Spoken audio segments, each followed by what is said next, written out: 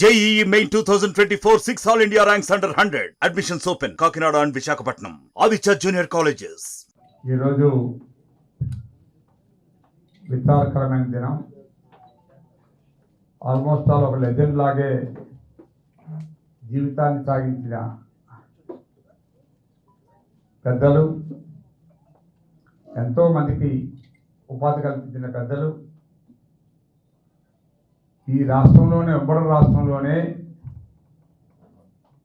కాకుండా ఇండియా మొత్తం మీద హైయెస్ట్ సర్క్యులేషన్ పేపర్ ఏదైనా ఉందంటే ఈనాడు పేపర్ని ఆ స్థాయికి తీసుకొచ్చిన పెద్దలు రామోజీరావు గారు ఇవాళ అకాల మరణం చెందడం అనేది బాధాకరం. వారి ఆత్మకు శాంతి చేకూరాలని మేమందరూ పార్టీ తరఫున మా తరఫున ప్రార్థిస్తున్నాం. ఈ సందర్భంగా రెండు విషయాల గురించి చెప్పి ముగిస్తాను. ముఖ్యంగా చాలామందికి రామోజీరావు గారి లైఫ్ ఒక ఎగ్జాంపుల్గా తీసుకోవాలి. ఒక సామాన్య రైతు కుటుంబంలో పుట్టి ఆ రోజుల్లో డబ్బులు రూపాయి కూడా దొరకని పరిస్థితుల్లో వాళ్ళ తల్లిదండ్రులు ఒక 10,000 రూపాయలు అడిగి నేను చిన్న వ్యాపారం చేసుకుంటాను, నాకు అవకాశం ఇవ్వండి అంటే, అరే ఇప్పుడు నువ్వేం వ్యాపారం చేస్తారా బాబు, నీకేం తెలుసు అంటే, నాకు 10,000 ఇవ్వండి మీకు ఎందుకని చెప్పి 10,000 తీసుకొని బహుశా నాకు తెలిసి 78 ఈనాడు స్థాపించింది,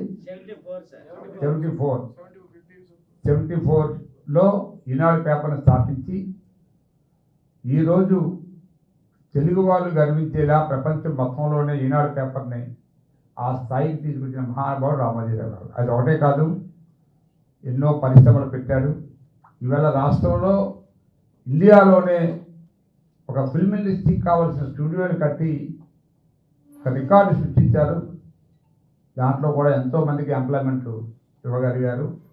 మార్గదర్శి మీకు తెలిసి ఇవాళ సౌత్ ఇండియాలోనే ఒక ఫేమస్ కలిగిన మార్గదర్శి ఫండ్స్ కూడా మెయింటైన్ చేసి ఎవరిని మోసం చేయకుండా, చాలామంది ఏమనుకున్నారంటే అతను మోసం చేసి డబ్బు కూడబెట్టడం అనేది, ఎవరైనా మోసం చేసి డబ్బు కూడబెట్టి అకౌంట్ ఇస్తే అది తప్పు. ఈవేళ ప్రజల దగ్గర నుంచి టైంకి మీరు ఎవరైనా రామోజీరావు సీట్ కట్టారు? ఎప్పుడైనా రామోజీరావు గారి కంపెనీలో సీట్ కట్టిన వారి డబ్బు మన డబ్బే మనకు రాదు. అలాంటిది ఎవరి డబ్బైనా తినేస్తాడనేది చాలా అపోహ. అతను ప్రభుత్వాన్నో బ్యాంకుల్లో ఎవరినో వాడుకొని అతనికి కావాల్సిన డబ్బు సంపాదించి ఈ సంస్థలను పెద్ద చేసుకున్నాడు తప్పితే ఎవరిని మోసం చేయలేదు. కొన్ని పర్సనల్గా జరిగి ఉండొచ్చు. ఉదాహరణకి ఎక్కడైనా మన ఈనాడు ఆఫీస్ వైజాగ్లో పెద్ద ఇష్యూ జరిగింది. ఆ ఓనర్కి మనకి ఒక పర్సనల్ గొడవలు ఉంటాయి. అవి తప్పితే అతని జీవితం చాలామంది యువకులకి మనకి ఆదర్శంగా నిలిచాడు.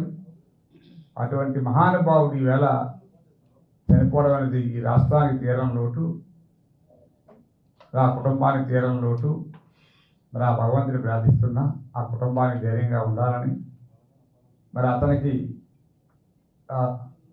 మరి ఆత్మశాంతి చేకూరడానికి కావాల్సిన ఇవన్నీ కూడా భగవంతుడు కల్పించాలని కోరుతూ రామోజీరావు గారిని మరొక్కసారి మీ అందరి తరఫున, నా తరఫున, పార్టీ తరఫున నివాళులు అర్పిస్తూ, మరి ఇటువంటి మనిషి మళ్ళీ మన రాష్ట్రంలో పుట్టాలి, ఇటువంటి ఇండస్ట్రీస్ని మీకుండా మరి ఆ కుటుంబ పెద్దలు ఎవరైతే ఉన్నారో అది అందజేయాలని చెప్పి వారికి ఆ శక్తి ఇవ్వాలని చెప్పి. మరిన్ని వీడియోస్ కోసం ఛానల్ ని సబ్స్క్రైబ్ చేయండి, లేటెస్ట్ అప్డేట్స్ కోసం వాట్సాప్ ఛానల్ ని ఫాలో చేయండి అండ్ లింక్ డిస్క్రిప్షన్ లో ఉంది.